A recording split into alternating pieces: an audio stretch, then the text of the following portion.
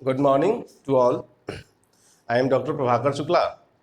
My YouTube channel name is Dr. Prabhakar Shukla Mathematics Classes. Today we discuss application of determinants. आज हम लोग application of determinants की चर्चा करेंगे। Previous video में हम लोग determinants की प्रॉपर्टी, उससे रिलेटेड क्वेश्चंस की चर्चा किए थे। आज application of determinants की चर्चा करेंगे, जिसके तहत हम लोग एरिया ऑफ ट्रायंगल कैसे निकालते हैं डिटर्मिनेंट फॉर्म में, कोलिनियरिटी कंडीशन का वैल्यू कैसे निकाला जाता है, इसकी चर्चा करेंगे। अंत तक हम लोग वीडियो देखेंगे तो इसको बाय डिफिनेशन और एग्जांपल के साथ आप सबों को हम समझा रहे हैं। तो सबसे पहले मेरे channel doctor Prabhakar Shukla mathematics classes को सब्सक्राइब करें, लाइक करें, शेयर करें और अपना कमेंट्स और सुझाव भी अवश्य दें। अब देखिए हम टॉपिक्स पे आते हैं। एप्लीकेशन ऑफ डिटर्मिनेंट, तो area of a triangle in determinant form की चर्चा है।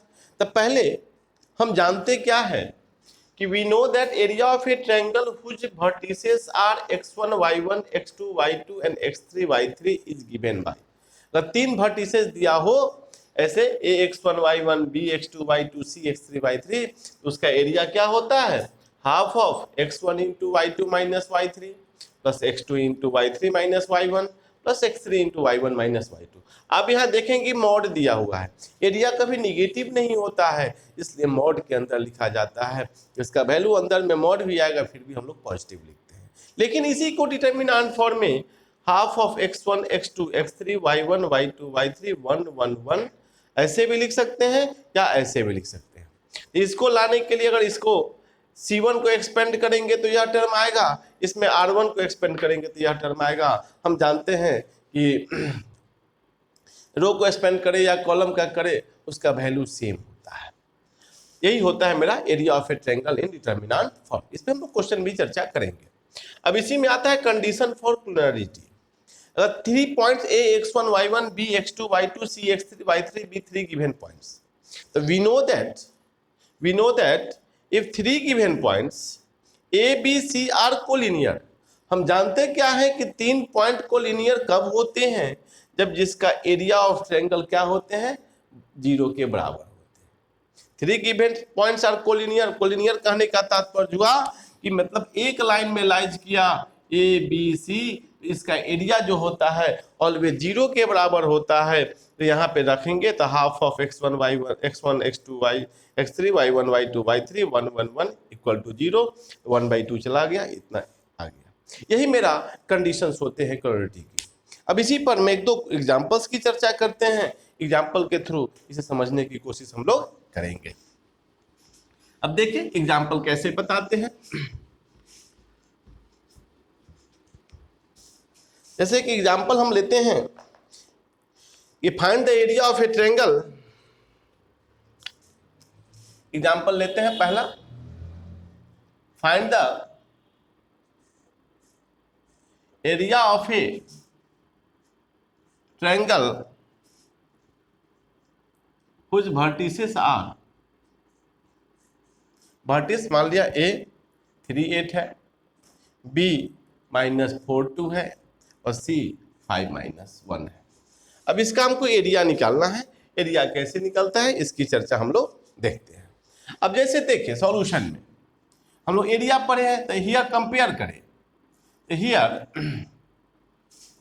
x1 का वैल्यू 3 है, y1 का वैल्यू 8 है, फिर x2 का वैल्यू -4 है, y2 का वैल्यू 2 है, x3 का वैल्यू 5 है और y3 का value -1, x1 y1 x2 y2 x3 y3। तो हम जानते क्या है, we know that area of a triangle ABC, triangle ABC equal to क्या पर है, half of x1 x2 x3 y1 y2 y3 1 1 1। अब इसमें मान डालें तो मान डालेंगे हाफ x1 का वैल्यू 3 -4 5, या हो जाएगा 8 2 -1 1 1 1। अब देखें 1 1 1 हो गया, तो 2 टर्म को 0 कर सकते हैं, डायरेक्ट भी मान निकाल सकते हैं। अगर 2 को 0 करके भी तो प्रॉपर्टी डिटर्मिनेंट पढ़ रहे हैं तो प्रॉपर्टी यूज कर सकते हैं। तो यूज करेंगे तो क्या प्रॉपर्टी, सारे में एक ही प्रॉपर्टी यूज कीजिएगा तो बन जाएगा। पूरे एक्सरसाइज के क्वेश्चन में using R2 tends to R2 - R1 and R3 tends to R3 minus R1। तो डेल इक्वल टू कितना हो जाएगा, हाफ। 381 घटाएंगे -4 माइनस में से 3 जाएगा -7, 2 में से 8 जाएगा -6, 1 में से 1 जाएगा 0, 5 में से 3 जाएगा 2 -1 -8 तो -9, यह मेरा 0। अब इसको किसको एक्सपेंड करेंगे हम लोग, यहाँ C3 को एक्सपेंड करते हैं, एक्सपेंडिंग C3। अब C3 को एक्सपेंड करेंगे तो डेल इक्वल टू हाफ बाहर है, 1 लेंगे तो -7 -6 2 और -9 जैसा हम लोग देख सकते हैं। अब इसका डिटर्मिनेंट हम लोग निकालेंगे तो हाफ ऑफ 9 7 जा 63 आप +12 स्क्वायर यूनिट एक एरिया है, तो 75/2 स्क्वायर यूनिट, इसको 37.5 स्क्वायर यूनिट हम लोग लिख सकते हैं। यही area of a triangle in the determinant form हुआ। अब इसी में कोलिनियरिटी की बात है, अगर कहता कि कोलिनियर दिखाना है तो यह वैल्यू अगर 0 के बराबर आ जाए तो उसको हम लोग कोलिनियर कहते हैं। एक हम उस पर भी क्वेश्चन एक बनाने की कोशिश करते हैं, देखिए उसका भी क्वेश्चन कैसे बनता है, उसे समझने की कोशिश हम लोग करेंगे। क्या एप्लीकेशन है, खासकर ये ऑब्जेक्टिव में ज्यादा एप्लीकेबल होता है। जैसे एक क्वेश्चन हम लेते हैं एग्जांपल कि find the value of k for which the area of triangle ABC having vertices A 2 - 6, B के लिए 5 4 एंड C कहता है K 4 इज 35 स्क्वायर यूनिट। अब देखें the value of K for which the area of triangle ABC। अब मतलब K का मान निकालना है जब एरिया क्या दिया हुआ है, तो कोलिनियर के लिए हमने क्या कहा कि तो सिंपल इक्वल टू 0 आ जाएगा, तो उसको सॉल्व करते हैं। इस तरह का भी क्वेश्चन देखिए। अब यहां देखिए सॉल्यूशन, हियर कंपेयर करेंगे तो x1 की वैल्यू 2 है, y1 की वैल्यू -6 है, x2 की वैल्यू 5 है, y2 की वैल्यू 4 है, x3 की वैल्यू k है और y3 की वैल्यू भी 4 दिया हुआ है। अब देखिए तो area of triangle ABC equal to half of x1 x2 x3 y1 y2 y3 1 1 1 हम लोग लेते हैं। अब देखिए यहां पे गौर करना है, ये एरिया ऑफ ट्रायंगल दिया हुआ है 35, एरिया ऑफ ट्रायंगल दिया हुआ है 35 इक्वल टू कितना हो जाएगा, हाफ ऑफ x1 का वैल्यू यहां डाल दे 2 5 k -6 4 4 1 1 1। अब एक बात ध्यान रखिए, एरिया हमने कहा कि ऑलवेज पॉजिटिव होता है, लेकिन यह वैल्यू ऑलवेज यह मॉड में होता है, या वॉल्यूम किस में हो जाएगा, यह मॉड वैल्यू होता है। तब मॉड से हम निकालेंगे तो इसको हम लिख सकते हैं क्या, यूजिंग कर दे ऑपरेटर लगा देते हैं, R2 tends to R2 minus R1 and R3 tends to R3 minus R1।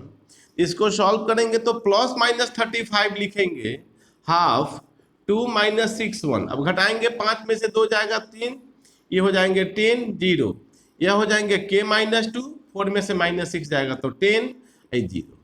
अब इसे एक्सपेंड कर दे तो +-35 इक्वल टू हाफ। अब इसको करेंगे तो 3 10 k -2 और 10। अब इसे सॉल्व करें तो +-35 को यहाँ 70 कर दिया जाए, बाई क्रॉस मल्टीप्लिकेशन 2 से गुना कर देते हैं, यह हो जाएगा कितना 3 × 10 -10 × k -2, तो +-70 प्लस माइनस है इक्वल टू 30 - 10k + 20, तो +-70 इक्वल टू 50 - 10k।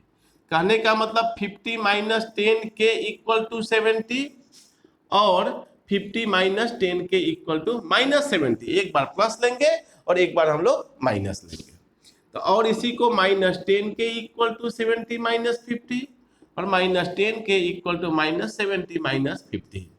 तो -10k इक्वल टू 20 और -10k इक्वल टू -120, तो k इक्वल टू -2 और k इक्वल टू 12 है। यही मेरा आंसर हो गया। इस तरह से हम लोग क्वेश्चन सॉल्व करते हैं। तो इस तरह से एप्लीकेशन और डिटरमिनेंट हम लोग सॉल्व करते हैं। इसी तरह के क्वेश्चंस होते हैं, इसलिए हम लोग सॉल्व कर लेते हैं। तो यहाँ पे डिटरमिनेंट मेरा टॉपिक्स एंड होता है। अगले टॉपिक्स में हम लोग एडवांट एंड इनवर्स की चर्चा करेंगे।